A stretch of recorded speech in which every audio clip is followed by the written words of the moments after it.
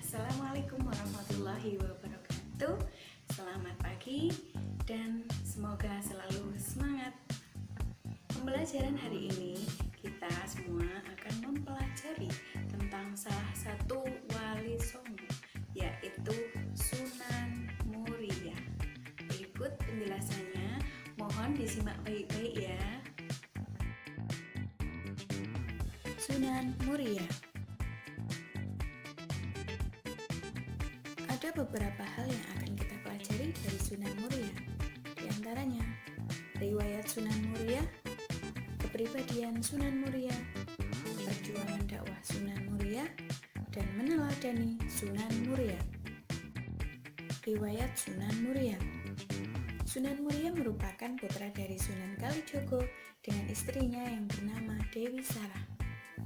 Sunan Muria menikah dengan Dewi Sujina yang merupakan adik dari Sunan Kudus. Nama aslinya adalah Raden Umar Said. Beliau dinamakan Sunan Muria karena berhubungan dengan nama gunung tempat beliau dimakamkan. Ada versi yang mengatakan bahwa Sunan Muria adalah putra Sunan Ngudung, ayah Sunan Kudus. Peninggalan yang berhubungan dengan Sunan Muria diantaranya masjid, makam, buah warijoto, buah mengkudu, daun kelor, gentong, tapal kuda, dan teks mujahadah. Sunan Muria diperkirakan lahir pada tahun 1459 Masehi dan wafat pada tahun 1551 Masehi. Kepribadian Sunan Muria. Mengasingkan diri di tengah masyarakat jelata membuat kepribadian Sunan Muria lebih peka dan lebih toleran terhadap berbagai masalah. Bahkan beliau sering sekali memberikan solusi untuk berbagai masalah yang rumit. Seperti pada saat konflik internal di Kesultanan Demak, beliau mampu menjadi penengah dan memberikan solusi terbaik yang bisa diterima oleh berbagai pihak dan membuatnya sangat dihormati di berbagai kalangan. Selain itu, Sunan Muria adalah wali yang sakti, kuat fisiknya, dan dapat dibuktikan dengan letak padepokannya yang terletak di atas gunung. Padahal jarak antara kaki, undang-undangan atau tangga dari bawah bukit sampai ke makam Sunan Muria tidak kurang dari 750 meter. Sunan Muria adalah tokoh agama yang sangat bersahaja. Dia tidak berkaitan dengan hal-hal politik atau popularitas yang memungkinkan kisahnya lebih banyak tertulis dalam sejarah. Sebagai seorang wali, Sunan Muria lebih banyak membenamkan dirinya dalam kehidupan rakyat kecil yang miskin. Para muridnya kebanyakan dari kalangan para petani, pedagang, dan nelayan kecil. Beliau berbaur dan menyelami setiap sisi terdalam kehidupan masyarakatnya. Langkahnya yang sederhana ini telah membawa dan menciptakan Tembang Sinom dan Kinanti. Satu tindakan lain yang membuktikan Sunan Muria menyusup dalam lubuk hati rakyat adalah tidak dilarangnya tradisi melakukan kenduri setelah kematian seseorang. Perjuangan dakwah Sunan Muria.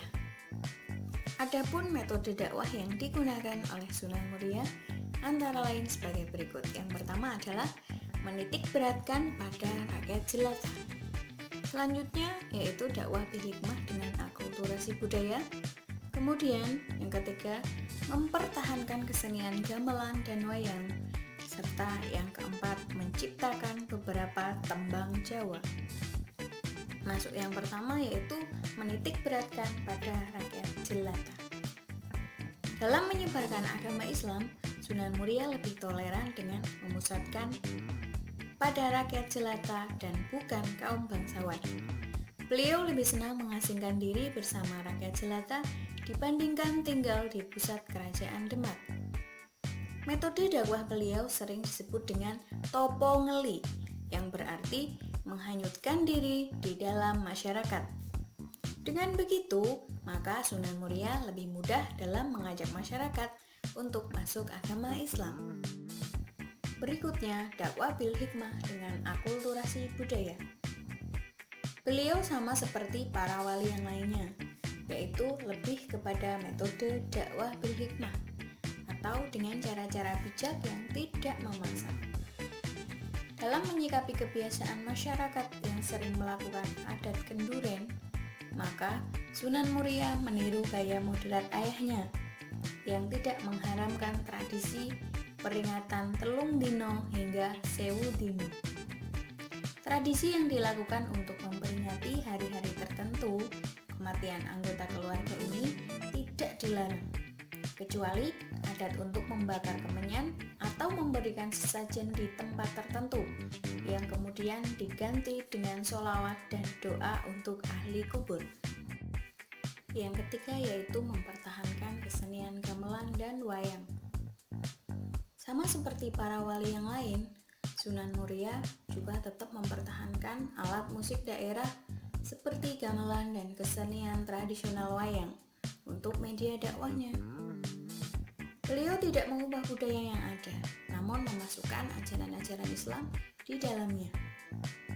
Beberapa lakon pewayangan yang dirubah karakternya dengan membawa pesan-pesan Islam, seperti Kisah Dewa Ruci, Petruk Dadi Ratu, Jimat Kalima Sodo, Mustakaweni, Seman Ambarang, Jantur, dan lain sebagainya.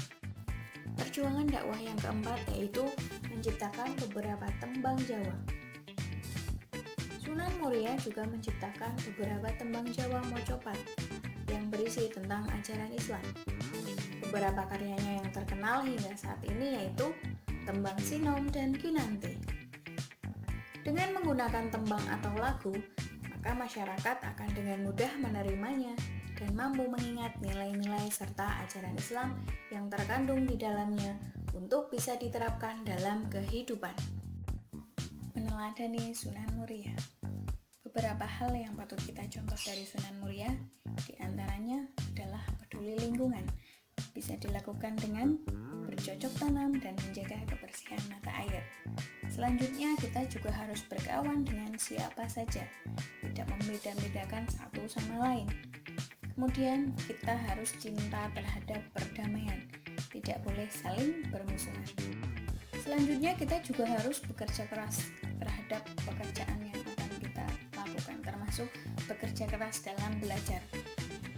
Dan berikutnya kita juga harus hidup bersahaja dan sederhana, artinya tidak boleh gila harta dan kedudukan. Terima kasih telah menonton video ini. Kita jumpa lagi di video-video berikutnya. Salam dari saya. Assalamualaikum warahmatullahi wabarakatuh.